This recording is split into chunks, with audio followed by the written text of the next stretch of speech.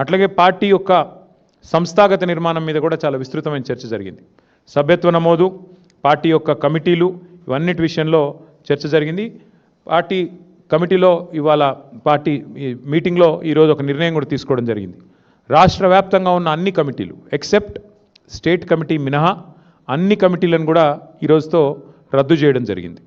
ఎందుకు అంటే కొత్త కమిటీలు వేసుకోవాలి, మెంబర్షిప్ వేయాలి, కాబట్టి దానికి మార్గం సుగమం చేయడానికి అన్ని కమిటీలను కూడా రద్దు చేస్తూ నిర్ణయం తీసుకోవడం జరిగింది. అంటే గ్రామ కమిటీ నుంచి మొదలు పెడితే అన్ని కమిటీలు, జిల్లా కమిటీ దాకా అన్ని కమిటీలను కూడా రద్దు చేయడం జరిగింది. కేవలం ఒక స్టేట్ కమిటీ మాత్రమే ఫంక్షనల్గా ఉంటుంది.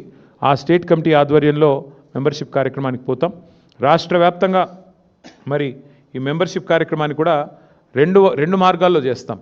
ఆన్లైన్ మరియు ఆఫ్లైన్. అంటే ఆన్లైన్ అంటే డిజిటల్ మోడ్లో, ఆఫ్లైన్ అంటే మరి పుస్తకాల ద్వారా, మెంబర్షిప్ పుస్తకాల ద్వారా 2 మార్గాలుగా తప్పకుండా చేస్తాము. మా ఆలోచనల్లో ఒకటే, రాశి కంటే వాసి ముఖ్యం.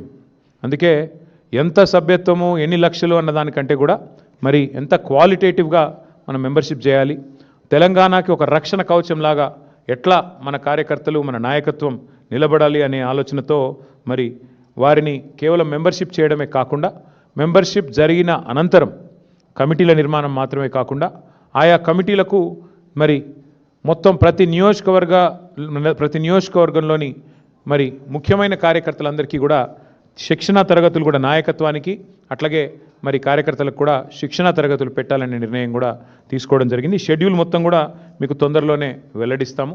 ఎందుకంటే